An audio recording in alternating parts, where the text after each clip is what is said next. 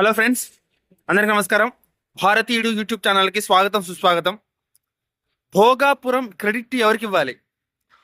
మనం నిన్న చూసాం, నరేంద్ర మోడీ గారు గెస్ట్గా, చంద్రబాబు నాయుడు గారు, పవన్ కళ్యాణ్ గారు అందరూ కలిసి భోగాపురం ఎయిర్పోర్ట్ని అయితే ఓపెన్ చేశారు.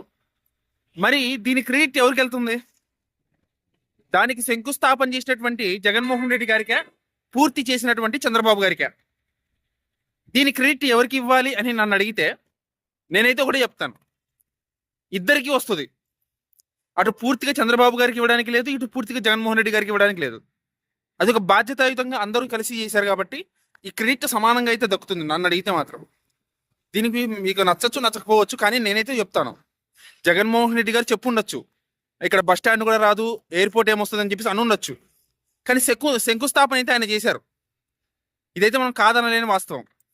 సో కాబట్టి శంకుస్థాపన చేసినందుకు జగన్మోహన్ రెడ్డి గారికి క్రెడిట్ ఇవ్వాలి, దాన్ని నాశనం చేయకుండా పూర్తి చేసినందుకు చంద్రబాబు గారికి మనం క్రెడిట్ ఇవ్వాలి.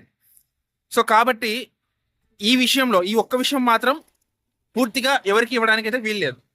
ఇది నా అభిప్రాయం. మీరేమనుకుంటారు కింద కామెంట్ చేసి చెప్పండి. ఓకేనా? జై హింద్.